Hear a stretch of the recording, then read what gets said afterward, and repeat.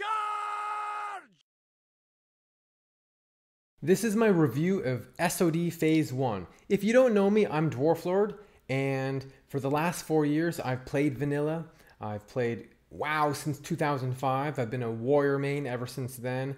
But 2019 Classic, I started playing, and I said, goodbye, retail. And I've been playing Classic ever since. And when Burning Crusade came out and Wrath of the Lich King came out, I just played vanilla. I played Era, and that's what I have been playing and promoting ever since then.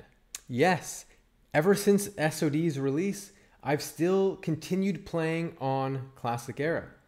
Now, this is not going to be a scathing review of SOD, even though I have made some controversial videos about SOD. There's just not that much to do in SOD, and that's actually a good thing, because what it allows you to do is play SOD and play Classic Era. And you can kind of play those games both to the fullest. Or you can play SOD and you can play Wrath of the Lich King, if that's your thing. Or you could just go dive right into SOD and play nothing else and make multiple alts, gear them out, rep grind them, farm gold. You can do that. And if that's what you enjoy doing, continue. Now, even though I'm a warrior main of nearly 20 years, I actually decided to roll rogue for a couple reasons. One, leveling on a PvP server, I figured, the stealth ability is going to feel good, and warrior at low gear levels is not so much fun. You're just going to get CC'd and crapped on. So I played rogue. I also wanted to try out the rogue tank spec. I am still neutral with the box people. We're just going to call them the box people, whatever that reputation is. I need to find one more box and complete that work order. I got the reputation on my druid because I was doing a lot more questing, whereas on the rogue, I wasn't completing the work orders. Anyways, by the time my rogue got 25, they finally buffed the amount of rep you get, and I haven't gone back and grind all those boxes. I will comment on the different classes that I've played and some of the classes I've played alongside of or against in PvP. But first, let's talk about the launch. In my opinion, the launch was a complete debacle. And I'm not talking about lag or anything like that. I'm not talking about the queues. Those things are expected. We expect there to be lag and queues when we have the entire server in the starting zone. What I'm talking about is the fact that the realms were hidden. We didn't know the names of the realms. And Agrind made a post, I made a video on that, about how he wanted to not have a mega server and just have people pick a realm and go to that realm. The main issue is that we got a mega server anyways, even though he was trying to avoid a mega server. The mega server became the RP realm, so players essentially hijacked the role-playing realm, and then Blizzard had to make a secondary role-play PvP realm for the role-play PvP people. It was just a bit of a weird mess that they found themselves in. And the main issue is that it fragmented players, because instead of being able to say to your one circle of friends and your other circle of friends and your old guild you used to play with, and instead of having several weeks to say, hey, my friends are playing on this one. You people, do you want to play on this one too? Oh yeah, we'll play on that one. Oh, and you other circle of friends, do you want to play with me on this one? Okay, so now all my friends are going to be able to play with me on this server. Cool. We were able to talk about who's going where. But instead, I log in. Some of my friends are going to Living Flame. I say, okay, I'm going to Living Flame. And then I find out later on that day, oh, my old guild is on Lone Wolf. These people are on this one. It's like, okay, we're all fragmented. That was a major mistake, to have half of your friends be on a different server. So I hope that Blizzard learned their lesson on server launches and maybe just understand that players are going to want to have this sort of mega server, which, by the way, you don't need to be playing on a server with 20 layers to have a good experience. Yeah, the fact that there was 2 PvP servers and 1 roleplay PvP server, the only thing people could say is, all right, our guild is going on the RP PvP server because that's the one that people are going to see when they log in. Oh, there's only 1 RP PvP server. If they say we're going on the second PvP server, well, what's the second? What's the first, right? I don't need to talk about this anymore. Blizz effed up. So in terms of the leveling experience, I think it was, it felt for the most part like a normal leveling experience.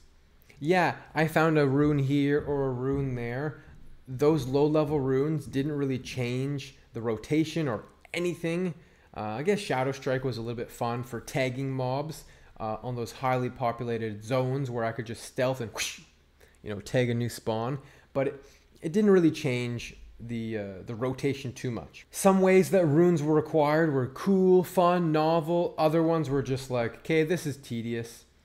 And let's be real, most people were just rushing to get to level 25 and they weren't stopping and looking in all the little cracks and crevices for different runes. If you happen to find one, cool, maybe you shared it with some people, but ultimately people waited for video guides and websites like Warcraft Tavern that I write for, as well as Wowhead, to put guides out and such.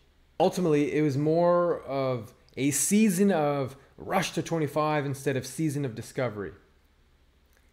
I hope that they lock Gnomeregan for the first week. I heard that might be a possibility. I think if they lock Gnomeregan for the first week, that's going to be actually a really good thing, because that means that people can stop and smell the flowers. So I played Rogue, Feral Druid, Star Surge Druid, and a little bit of my girlfriend's Warrior. I'm a Warrior main, so I know essentially how Warrior plays, of course, and I just kind of played her character a couple times to sort of show her, like, okay, this is what you want to do, because she's never played WoW at all, so she needs a helping hand. And anyways, my opinion of Rogue is that it basically plays the exact same as it does on Era. You use your builder. I mean, Sinister Strike is no different from Saber Slash. Like, it's the same thing. It just has a little dot.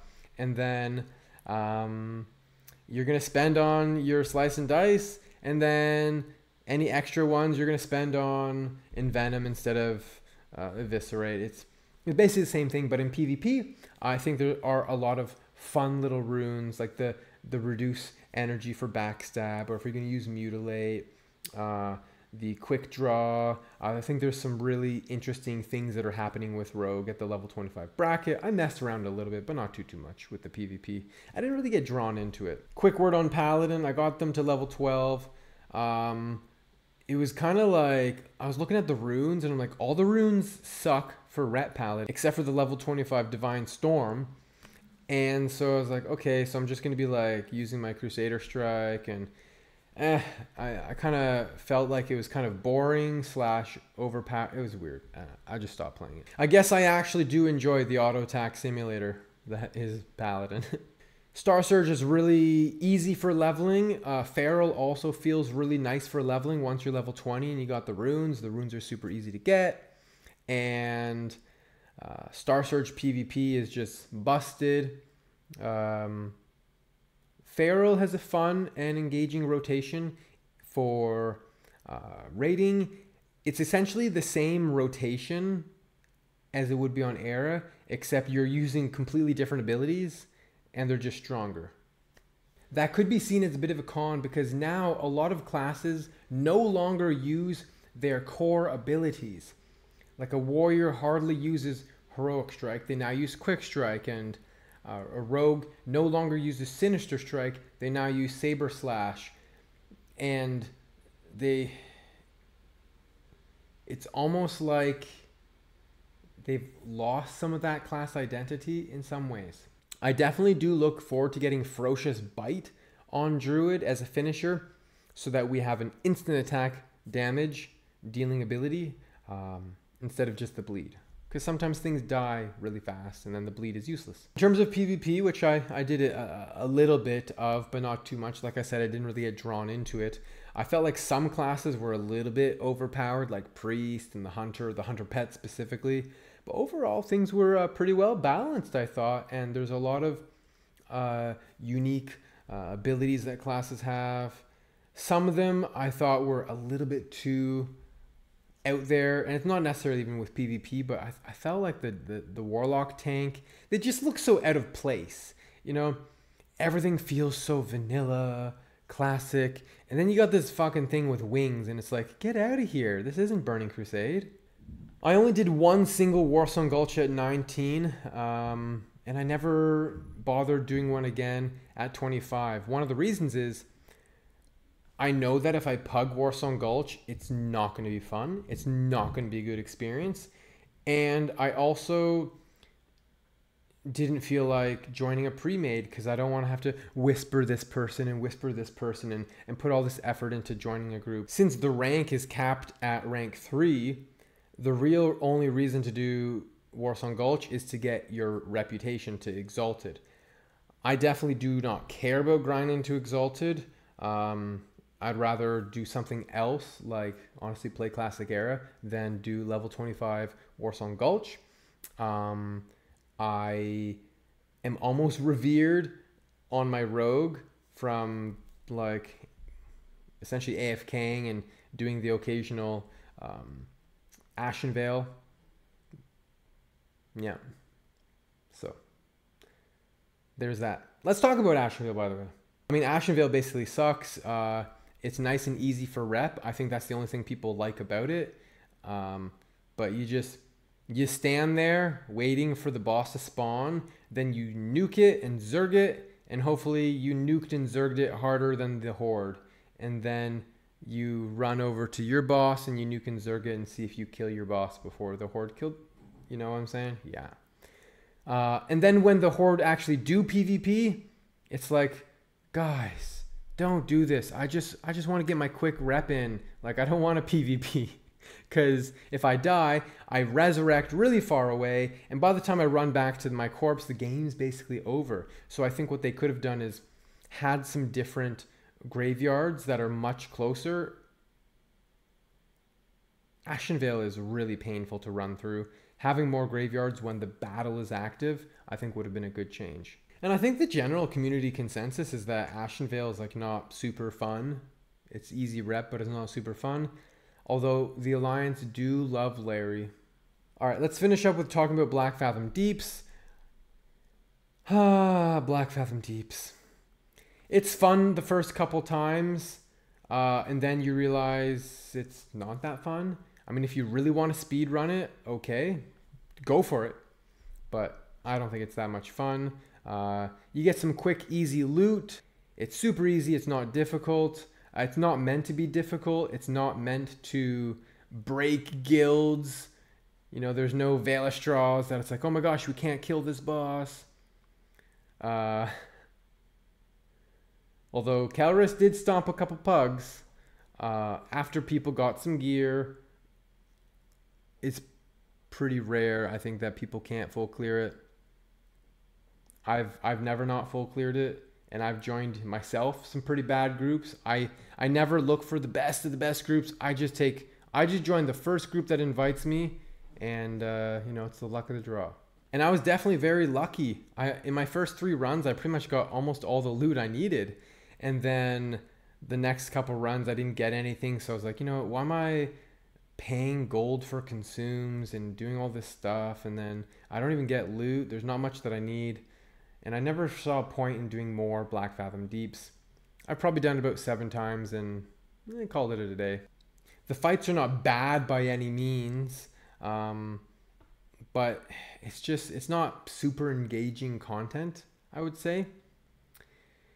My guild, they all stopped playing. My friends stopped playing. They did it a couple times, and then it's like, Sod hype's dead, back to Era. And like I said, hey, if you're fully invested into SOD and you want to run BFD on 3 or 4 different characters, you want to farm, you want to work the auction house, you want to get 1,000 gold, getting ready for phase 2, hey man, have at it, go for it. I don't see the point, personally. I know there's people who have farmed all the items they need to get their whirlwind axe and done all that stuff, and they're prepping. They're like doomsday preppers, except they're prepping for phase 2. I don't have the drive or interest in doing that. I'll get it done when I get it done. I was actually asked today my opinion of SOD by a friend who's played SOD quite a bit. And he asked, what was your favorite part about SOD? And this is what I told him. I said, if Blizzard today deleted SOD, they deleted all the characters, they said, we're sorry, it was a mistake, it was we're canceling SOD, I wouldn't even bat an eye. I wouldn't care one bit. I'm playing it. It's okay. I'm not particularly invested in it. I don't know what to tell you. It's okay. It's okay. But I'm very invested in Classic Era. I love Classic Era. And I mean, that's what I'm playing. I'm speedrunning Nax. I run other raids. I love that Classic Era is forever, and I can, I still want to get maybe a ZG mount on my warrior. There's a couple more BIS items. I'm almost full BIS. Play alts, world PvP, do this, do that. SOD for me is like when I feel like I don't really want to play Classic Era, I'll mess around on SOD for a little bit, and then I'm back on Classic Era. That's kind of what SOD is for me. If you're fully invested in SOD, have at it. This is just my review of SOD. I think overall it's very successful. People really are enjoying it. But it's okay. It's just okay for me. It's kind of like reading a book that you've heard other people really like, and you're reading it, and the first couple chapters they're okay, but it's not like a real page turner. It's not like I can't put it down. And who knows? Maybe later on it's going to take off. And that's why I'm going to keep playing it. Another reason I'm going to play it is because it is a low time investment. And so the barrier to entry is very low. And I can just play it, but not have to sacrifice my life for it.